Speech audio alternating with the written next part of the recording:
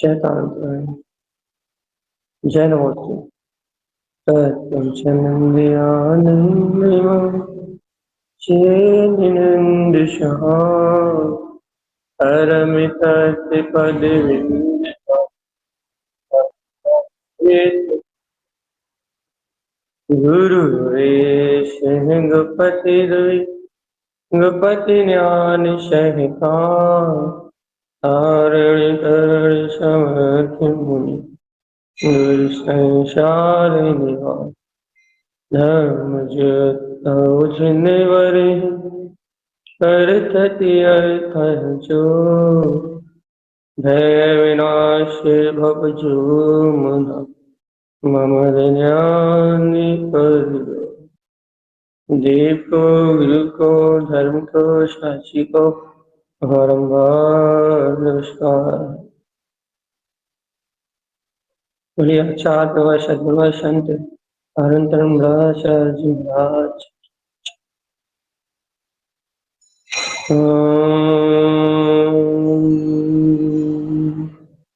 अर्क ध्रुव समो शरण उत्पन्न जय अर्क ध्रुव समो शरण उत्पन्न जयवन अर्क ध्रुव समो शरण उत्पन्न जयवन अर्क ध्रुव समो शरण उत्पन्न जयवन अर्क ध्रुव समो शरण उत्पन्न जयवन अर्क ध्रुव समो शरण उत्पन्न जयवंत अर्क ध्रुव समो शरण उत्पन्न जयवंत अर्क ध्रुव समो शरण उत्पन्न जयवंत अर्क ध्रुव समो शरण उत्पन्न जयवंत।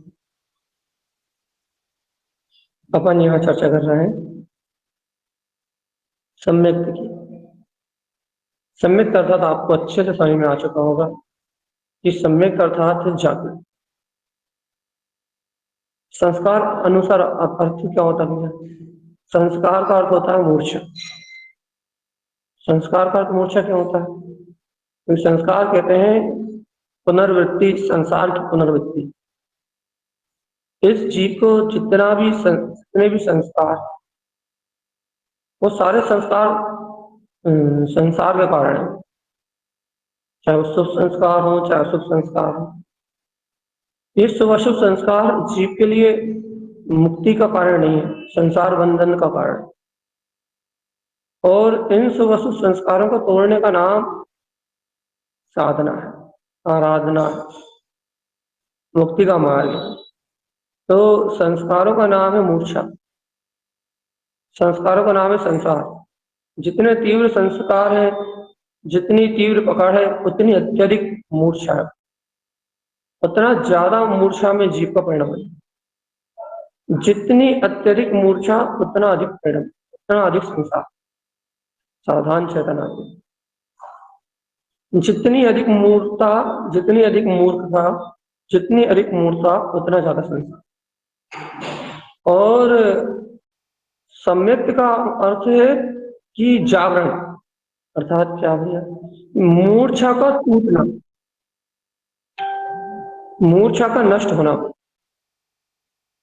जब मूर्छा टूटती है, जब मूर्छा नष्ट होती है, जब मूर्छा विध्वंस होती है, तब उस समय क्या कहते हैं? संसार विध्वंस होता है। संसार छोड़ने का अर्थ क्या है भैया?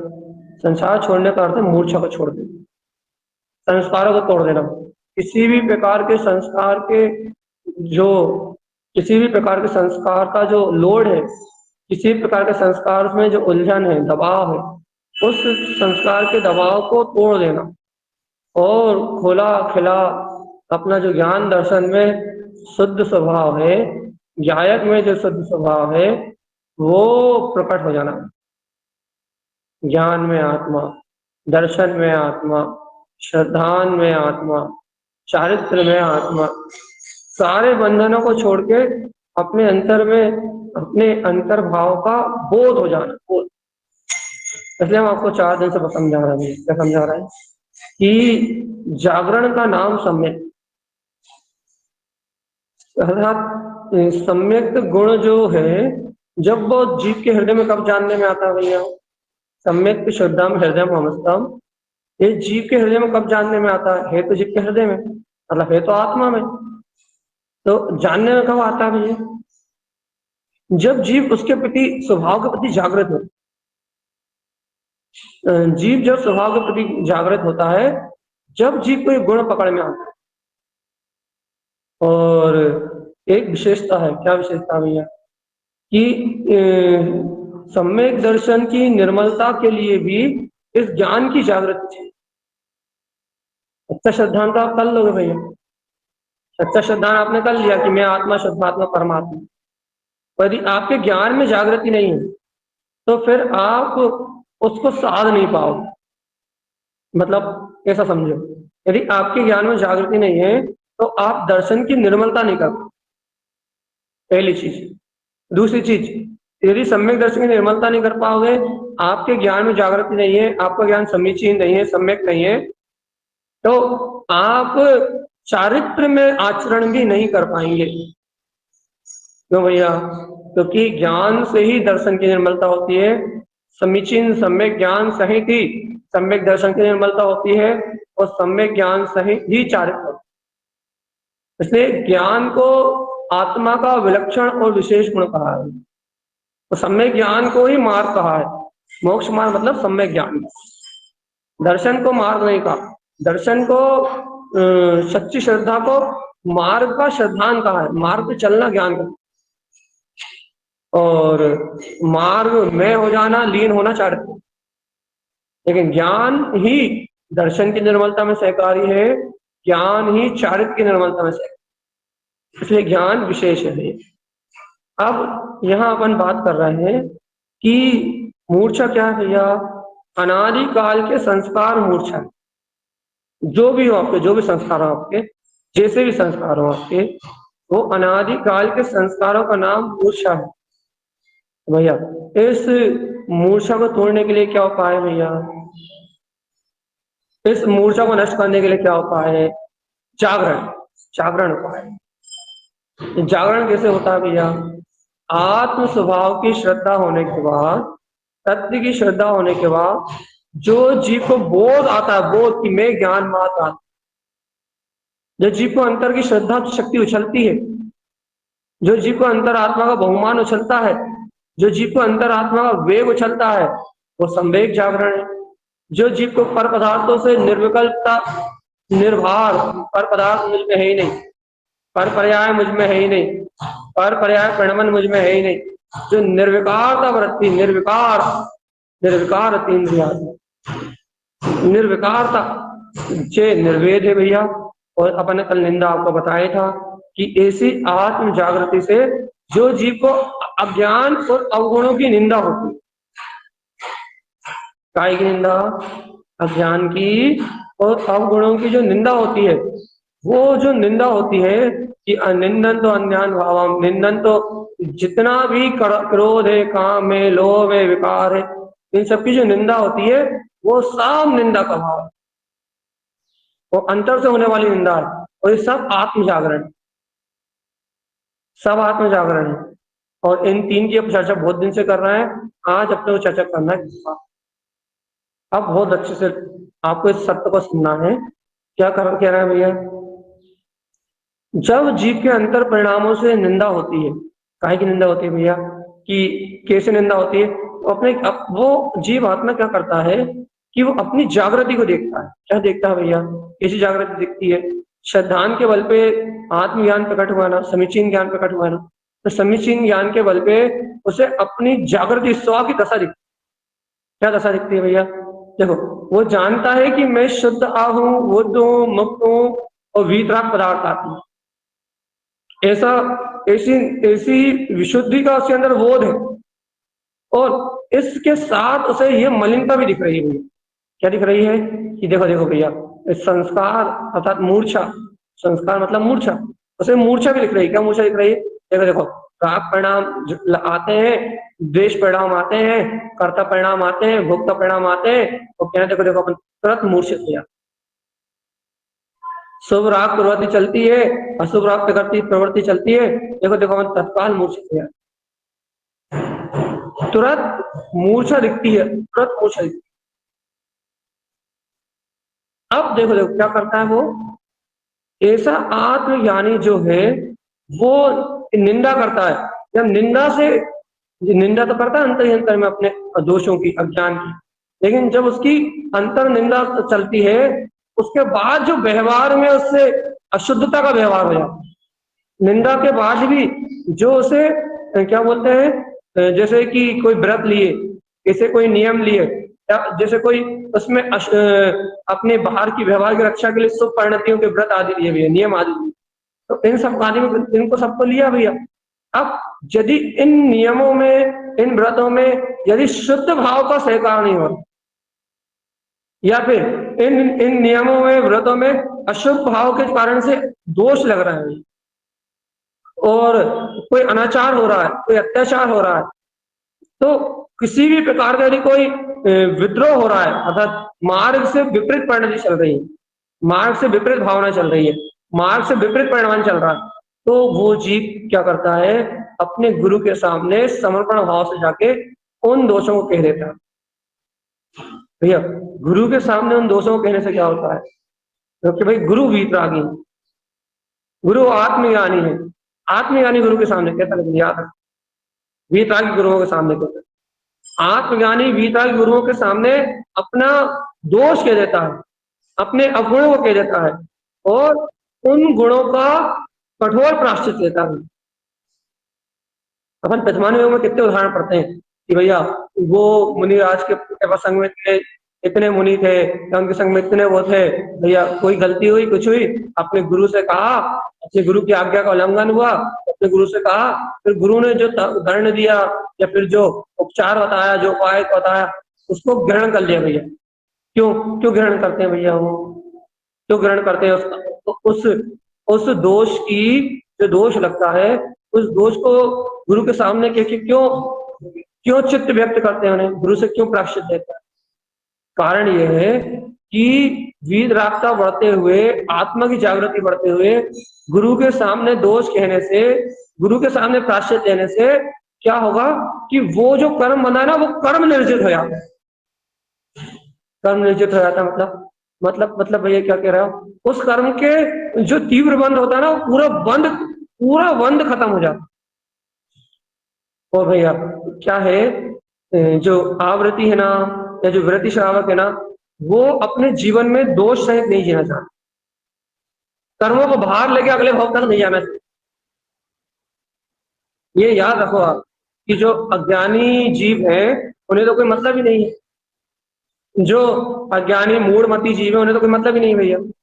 लेकिन जो आत्म जागृति जीव है, अर्थात जिन जीवों को अपने अंतर की जागृति है, तो पहले तो निंदा करते हैं, स्वयं से छोटे मोटे अपराध, स्वयं से अज्ञान भावनाओं का, स्वयं से शुभ अशुभ भावों का स्वयं निंदा करते हैं भैया, अंतर में चलने वाली परिणतियों की निंदा करते हैं।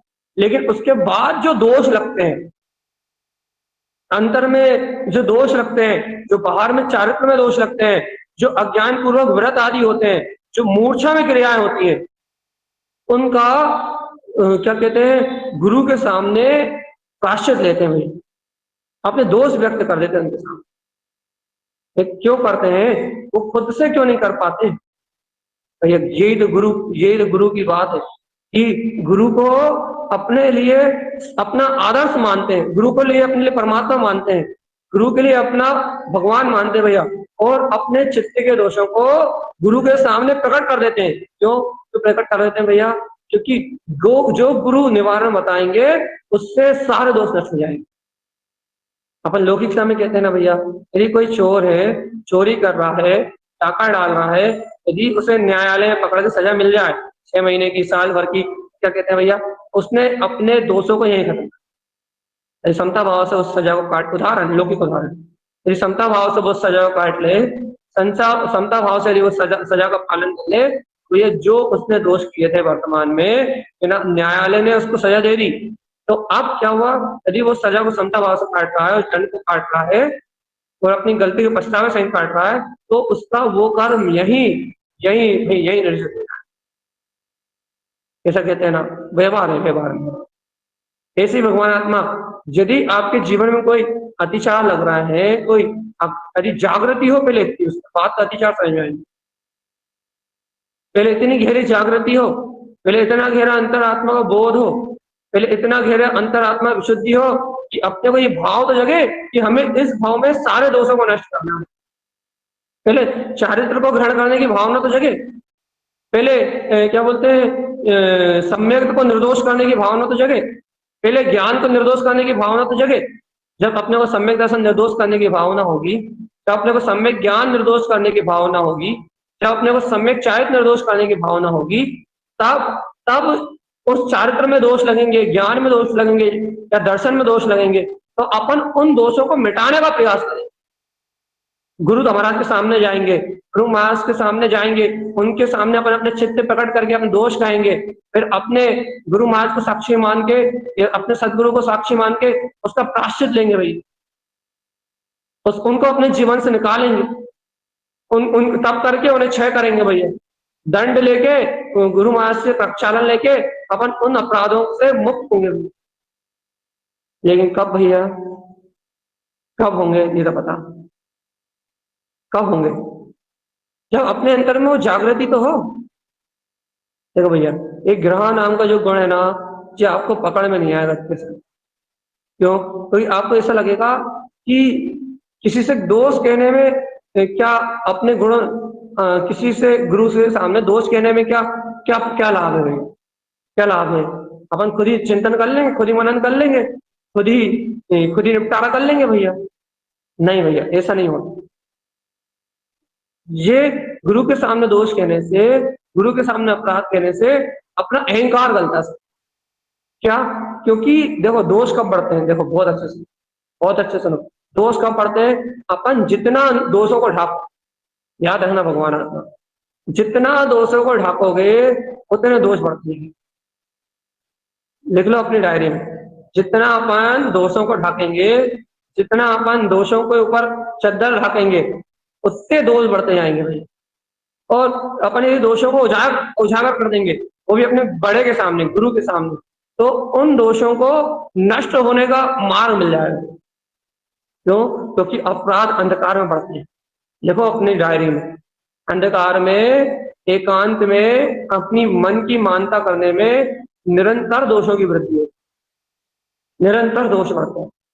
और गुरु के सानिध्य में, गुरु श्रेष्ठ साधक के सानिध्य में, या वीतरागी साधु, बस इसके अलावा कोई नहीं, इनके सानिध्य में यदि आप रहते हो, यदि आपको आपके बड़े ज्ञानी गुरुओं का आश्रय मिला है, ये कोई है आपके पास ज्ञानी गुरु भैया, आत्मज्ञानी, अंतर्ज्ञानी, मनमानी करने वाला नहीं, आत्मज्ञानी, यदि कोई ऐसे आत्मज्ञानी गुरु का आपको सानिध्य मिला है, तो उनके सामने, उन बड़ों के सामने अपने दोषों को व्यक्त कर देने से क्या होता भैया? अपने अपराध को व्यक्त कर देने से वहां से जो दंड मिलता है, वहां से जो प्रायश्चित मिलता है, वहां से जो मार्गदर्शन मिलता है, उससे अपने पूर्णतः अपराधों का जो फल है वो वही की नष्ट।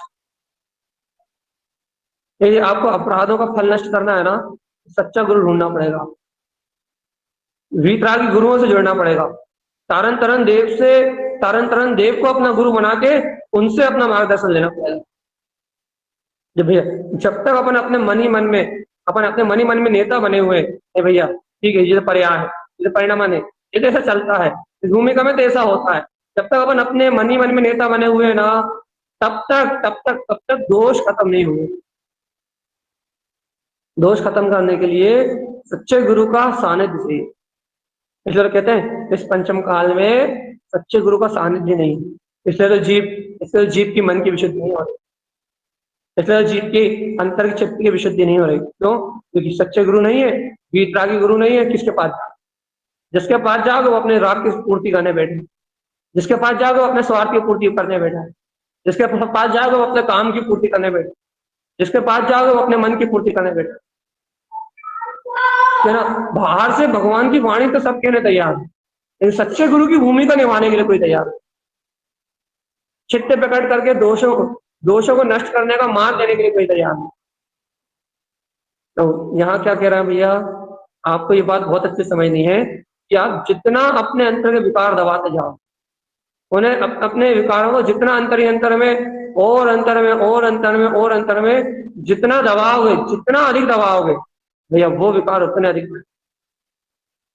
और उन विकारों को यदि आप चित्त प्रकट कर दोगे, उन विकारों को यदि आप कह दोगे, सच्चे गुरु के सामने कह दोगे, और उनके सामने कोई प्रायश्चित ले आओगे, अपराध दंड ले आओगे, अपराध का प्रायश्चित ले आओगे, तपस्या त्याग या कुछ भी लेके आ जाओगे, भगवान आत्मा उन दोषों का उसी भाव में आपा हो जाएगा, उन दोषों का उसी भाव में फल जीर्ण शीर्ण हो जाएगा। वो दोष आपके साथ अन्य भावों तक आगे नहीं जाएंगे। ऐसा ऐसा विधान है भैया। और ऐसा क्यों है भैया? अपने अंतर की निर्मलता का, क्योंकि ज्ञानी साधक अपने चारित्र में दृढ़ होना चाहता है, वो अपने सम्यक ज्ञान में दृढ़ होना चाहता है, वो अपने सम्यक दर्शन में दृढ़ होना चाहता है, श्रद्धा में दृढ़ होना चाहता है। अब जो ज्ञानी साधक अपने में दृढ़ होना चाहता है, अपनी दृढ़ता को बढ़ाना चाहता है, उस ज्ञानी साधक को तो भैया एन केण प्रकारण, वो तो हर कीमत पे दोषों को अलग करना चाहिए। वो ज्ञानी साधक को एन केण प्रकरण हर कीमत पे दोषों को अलग करना चाहे। और भैया जो ज्ञानी साधक दोषों को अलग करना चाहेगा ना, जो दोषों को हटाना चाहेगा, वो कोई पर्दा नहीं रखेगा, अपने गुरु से कोई पर्दा नहीं रखेगा, उसका जीवन अपने गुरु के सामने खुली किताब होगी।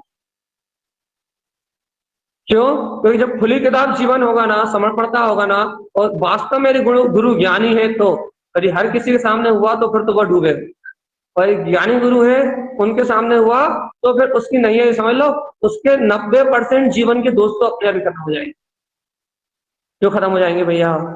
क्योंकि सच्चे गुरु से जो मार्गदर्शन मिलेगा वो उसे अपराध मुक्त करा देगा भैया। अपराध ये ग्रह है भैया। अब आपको कह रहे हैं ना, आपको बहुत डिफिकल्ट है। निंदा समझना सरल है, समझना सरल है, होना मुश्किल है। संवेग जानना सरल है, निर्वेद जानना सरल है, समझना भी सरल है, लेकिन उसका अनुसरण होना मुश्किल। लेकिन ये ग्रह नाम का गुण ये समझना भी कठिन है, समझ में भी नहीं आता। क्यों? क्योंकि अहंकार के मद में फूला हुआ है जीव अपने आप को सर्व सामर्थ्यवान मानता है कि हम तो सब कर लेंगे, हमसे सब हो जाए। और गुरु भी उन्हें मनाता है जिनसे राग का पोषण होता है। ये भी बात बहुत अचूक है जी, कि भैया गुरु सहज मिल गए, निमित्त सहज मिल गए, वो बात अलग है, सहज राग आदि के निमित्त मिल गए वो बात अलग है, लेकिन गुरु भी अपने हिसाब से चुनता है जी, जो मन को अच्छे लगते हैं, बस वही गुरु। इसलिए भैया, इसलिए कहते हैं कि वीतरागी गुरु होते हैं बस। इसलिए बार बार कहने में आता कि मात्र वीतरागी गुरु होते हैं, वीतरागियों के अलावा कोई गुरु होता ही नहीं। क्यों? क्योंकि वीतरागी के अलावा किसी को भी गुरु बनाओगे, किसी को भी गुरु बनाओगे, क्या करेगा भैया? भैया उसके पास खुद रहा है, उसके पास खुद अपनत्व है, उसके पास खुद अपनत्व की क्षुधा है, तो बस वो अपने अपनत्व की बात करेगा। और भैया एक बात और है, गुरु को समझना भी बहुत कठिन है, बहुत कठिन है, बहुत दुर्गम काम है, बहुत दुर्गम काम है। वो ना जाने क्या कह रहा हो, क्या कर रहा हो, क्या क्या उल्टी बात पढ़ा रहा हो, और उससे क्या सीधी बात की सिद्धि हो रही हो, क्या सिद्ध हो रहा, ये बात सब पकड़ना बहुत दुर्लभ है, कोई नहीं पकड़ क्योंकि उसकी अंतर प्रज्ञा बहुत तीव्र है, बहुत सूक्ष्म है। इसलिए भैया आज हम आपको ग्रह गुण का जो स्वरूप है वो समझाने की कोशिश कर रहे हैं, और ये एक दिन से याद नहीं चल पाएगा, आज भर चल पाएगा, कल से अपन चलेंगे उपसम गुण की। अभी ग्रह समझाने का विषय नहीं है, वो तो हमने सिर्फ आपको बता दिया कि यदि अंधेरा होगा आपके अंदर में, यदि आप अपने अपराधों को छुपा रहे हो, अपने मन की वृत्ति को छुपा रहे हो, अपने मन के अहम को छुपा रहे हो, किसी भी प्रकार से अपने आप को छुपा रहे हो, तो आप अपने गुरु के सामने स्पष्ट नहीं हो, और आप स्पष्ट नहीं हो तो नुकसान सामने वाले का, आप स्पष्ट नहीं हो तो नुकसान आपका। इसलिए इसलिए भाई गुरु बनाओ वीतरागियों को, और उनकी शरण में रहना ही सच्चा धर्म। इसलिए तारण तरण सच्चे गुरु, इनकी शरण में रहो, तारण तरण की शरण में रहो, अंतर में जागृत रहो। अरे यदि अपने में ज्यादा सामर्थ्य है तो अपनी अंतर आत्मा को अपना गुरु बना लो, जो अंतरात्मा का है उस अंतरात्मा की बात को स्वीकार करो, और जो अंतरात्मा से विपरीत परिणति आ रही है इसके लिए अंतरात्मा धिक्कार दे, उस अज्ञानता को छोड़ दो, उस उस मायाचारी को छोड़ दो। अंतरात्मा को अपना गुरु बना लो भैया, अंतरात्मा सच्चा गुरु, अंतरात्मा परम गुरु है भैया, अंतरात्मा गुरु बना लो। और जिस काम के लिए जागृति हो पहले तब अंतरात्मा गुरु बना पाओ, और फिर जिस काम के लिए अंतरात्मा ललकार दे आपको की महिमा जानता है, अज्ञानी जीव गुरु की महिमा नहीं। तारण तरण समर्थ मुनि गुरु संसार, वीतरागी महामुनिराज, ये तारण तरण देव जिनकी अमृत में वाणी सुन रहे हैं अपन, ये जिनके सानिध्य में ये अपन ये 8 गुणों को सुन रहे हैं, या अपन ने 8 अंगों को सुना है भैया सम्यक के, या और भी अर्क की चर्चा सुनी हो, शक्ति की चर्चा सुनी हो, आपने कुछ भी सुना हो आपने, या जैनावती शक्ति सुनी हो, या कमलावती सुनी हो, या हर्षावती सुनी हो, या आपने भैया विंध्यसी अर्क सुना हो, या कोई सा भी अर्क सुना हो, जिनके सानिध्य में आपने ये अमृत ग्रहण किया वो है तारण तरण समर्थ। उनके प्रति श्रद्धा, उनके प्रति समर्पणता, और एक बार अपने गुरु के प्रति जिनमें गुरु भक्ति तो होनी चाहिए, उनसे अपने दोष कह के अपने चित्त को साफ करके प्रायश्चित देना, या उनके प्रति अपना समर्पण भाव होना, अपने मन के अज्ञान को मिटाना, और गुरु के ज्ञान में प्रकाशित हो जाना भैया, ये तारण तरण से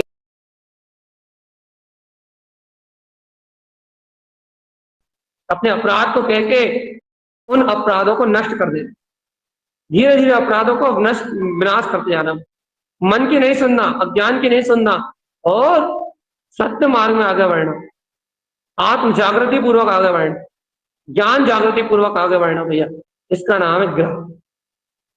अभी किसको प्रकट होगी, किसको प्रकट होगी ये ग्रह?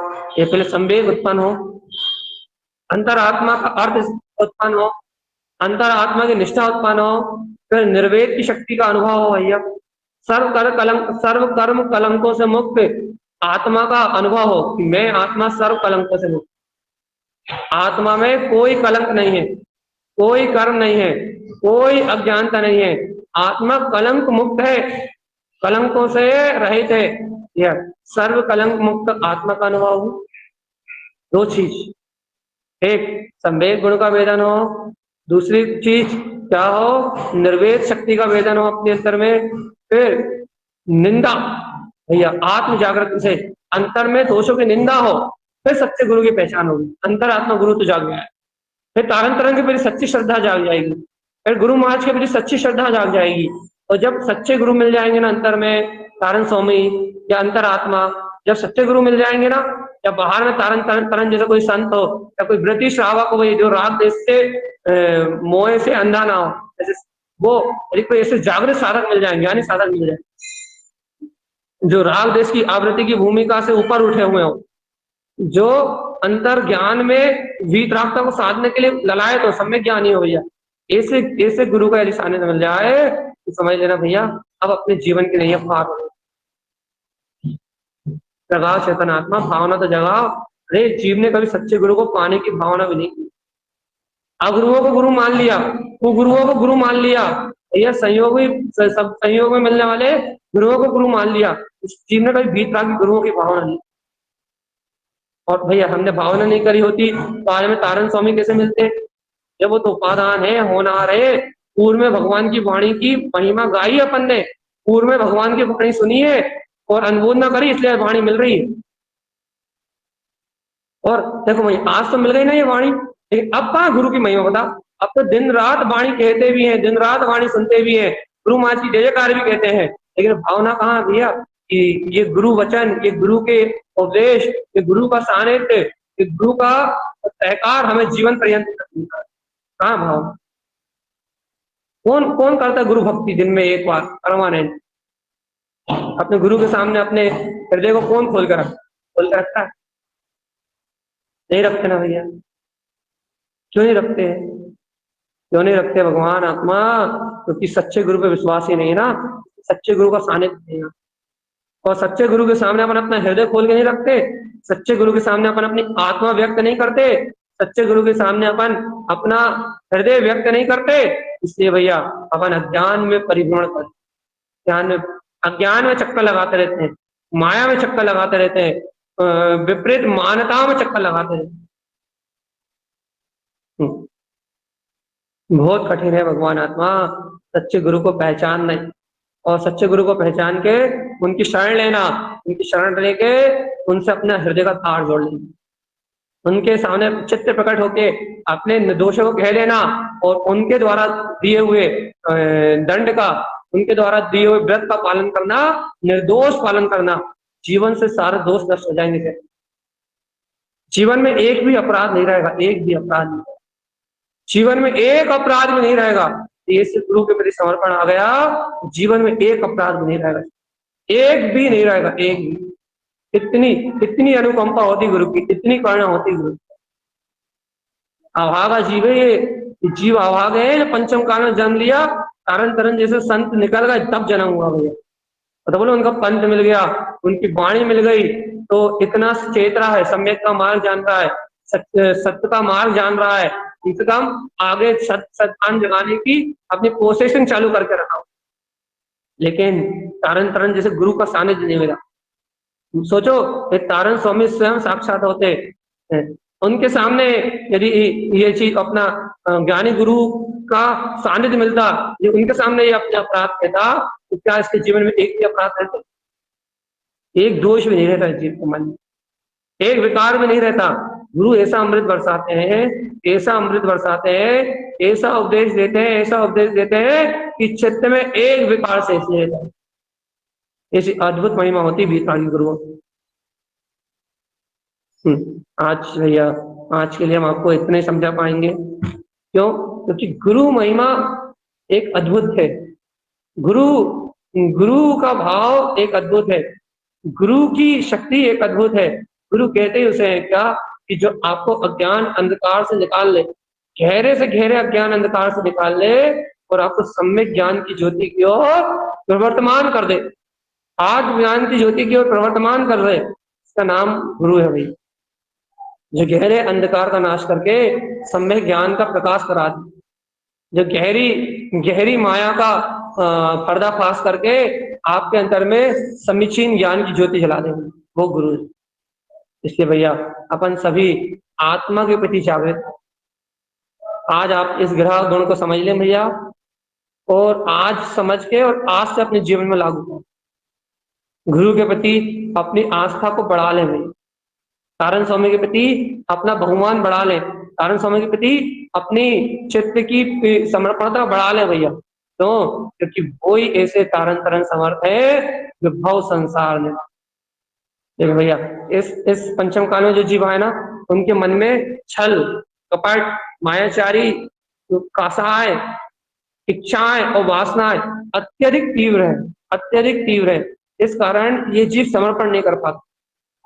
याद रखना भगवान आत्मा, वीतरागी गुरुओं के प्रति समर्पण ना होने का कारण क्या है कि पंचम काल में ये जो जीव आए हैं, इनके अंदर छल, कपट, मायाचारी, विषय भाव, विषय भोगों की भावनाएं, कामनाएं, इच्छाएं अत्यधिक है, और अत्यधिक इच्छाएं, कामनाएं, वासनाएं, छल, कपट और मायाचारी होने के कारण ये जीव सतगुरु के प्रति समर्पण नहीं कर पाते, सच्चे गुरु के प्रति आशा नहीं कर पाते, सच्चे गुरु के प्रति अपना सर्वत्र अर्पण नहीं कर पाते। इनके हृदय में वो समर्पणता की भावना नहीं जाती।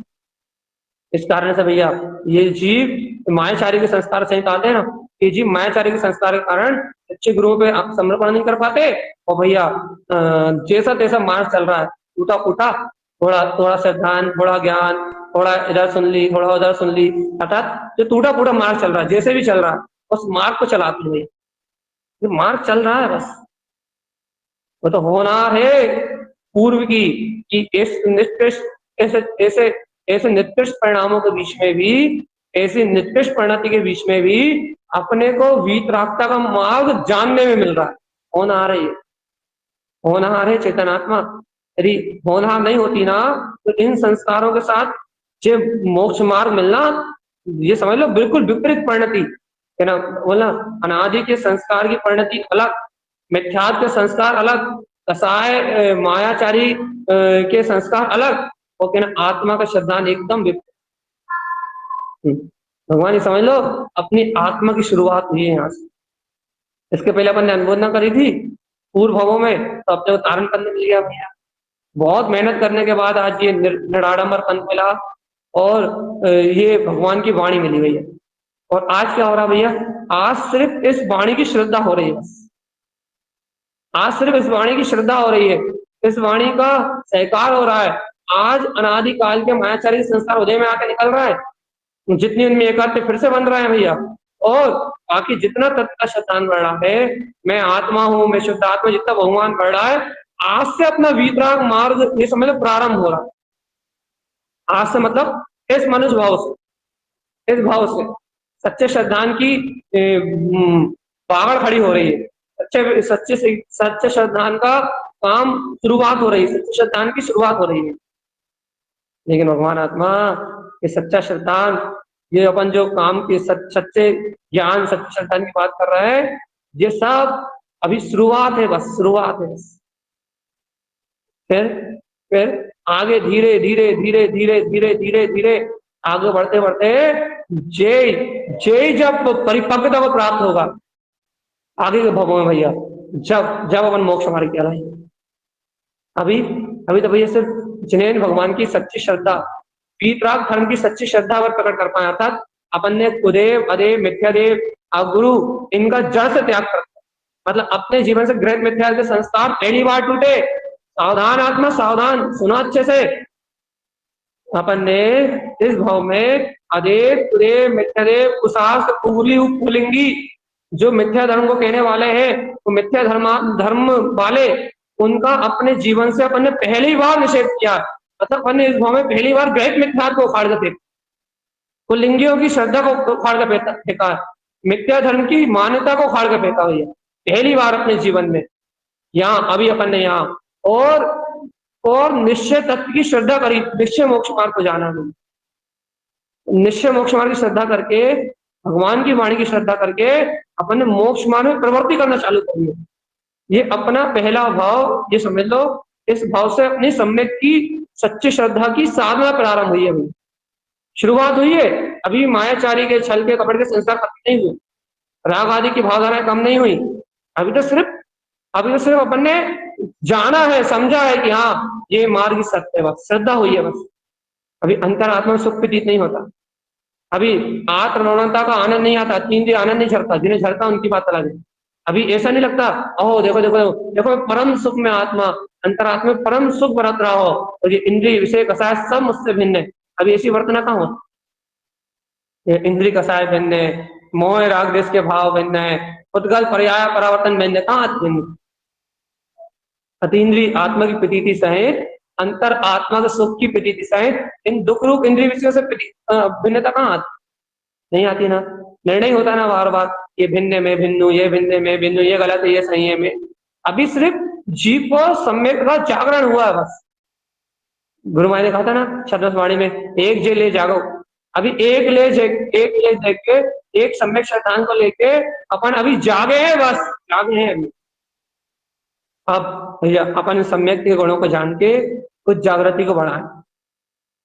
अपन अपने जीवन में जितना इकट्ठा कर पाए तत्व का श्रद्धान, अपन अपने जीवन में सम्यक ज्ञान को जितना एकत्रित कर पाए, सम्यक चारित्र की जितनी अनुमोदना कर पाए इस भाव में भैया, उतना ही अपने काम साथ जाने वाला है।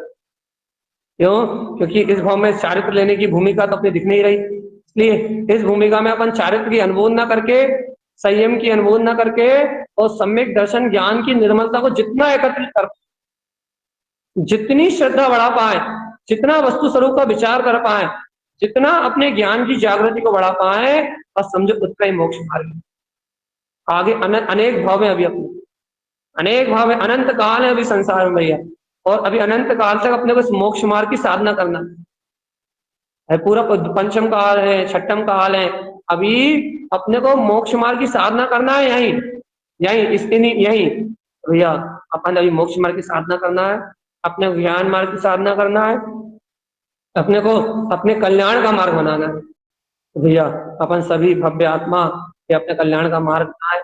छोटी सी बात है कि अपन अपनी साधना को समझें, अपने जीवन की आराधना को समझें, अपने जीवन में श्रद्धान का महत्व समझें, अपने जीवन में ज्ञान का महत्व समझें, अपने जीवन में गुरु का महत्व समझें। और भैया इन संवेग आदि गुणों के लिए सचेत सावधान रहें और अंतर आत्मा की जागृति पे विशेष ध्यान। भैया अपना जीवन मूर्छा में ना बीते, संस्कारों के पोषण में ना बीते, अज्ञान भावनाओं में ना बीते, और अपने गुरु के सामने समर्पित हृदय से खुला खिला ज्ञान मार्ग में भैया बहुमान और आनंद सहित गुरुदेव की शरण में होके अपन आगे बढ़ते रहे भैया। क्यों? क्योंकि अभी काल अनंत है, साधना अनंत है और सिद्धि अनंत है। इसलिए भैया अपन उस साधना की सिद्धि करने के लिए एक स्वभाव को बलवत करें, आत्म गुणों की निष्ठा को बढ़ाएं, तत्व की निष्ठा को बढ़ाएं, ज्ञान की निष्ठा को बढ़ाएं और तत्व की और ज्ञान की निष्ठा को बढ़ा के अपने जीवन में उत्तर विकास करें और अपने अतीन्द्रिय आनंद में डूब के, अपने चतुष्टय भाव में डूब के जन्म मरण का अभाव करें भैया। ऐसे जन्म मरण का अभाव करने वाली, ज्ञान में गुणों में आनंद बरसाने वाली, सुख स्वरूप का बोध दर्शाने वाली जैनेन्द्र भगवान की वाणी अपन इन सभी चीजों को आत्मसात भैया। अपने जीवन में कल्याण का मार्ग दे, अपने जीवन में हित का मार्ग दे और अपने जीवन में मुक्ति का मार्ग भैया। ऐसी भावना अपने गुरु के सामने रखें और अपने जीवन में जो अपराध है वो गुरु के सामने कहें और उन अपराधों से मुक्त होने का अब अनिवार्य रूप से अभ्यास करें। बाकी परिणमन अपनी योग्यता से चल रहा है भैया, इस परिणमन से अपनी दृष्टि हटाएं और परम पारणामिक भाव में अपनी आत्मा पे अपनी दृष्टि जमाएं। ऐसा ज्ञान मार्ग है। सभी भव्य आत्मा ज्ञान मार्ग के आराधक होके सच्चे तारण तरण गुरु की शरण लेके आत्म जागृति का अभ्यास करते हुए संस्कार भाव से मुक्त हो। यही भावना है, यही अंतर का ग्रह गुण को जागरण करने का मार्ग है भैया। ग्रह गुण कथन अतीत है, इसे समझाया नहीं जा सकता। इसलिए आज अपन इस गुण को इतनी चर्चा के साथ ध्यान दे रहे हैं। कल अपन मिलेंगे अगले उपसम गुण के साथ। जब तक के लिए सभी लोगों से जय तारण, जय जैन, उत्तम क्षमा, अर्क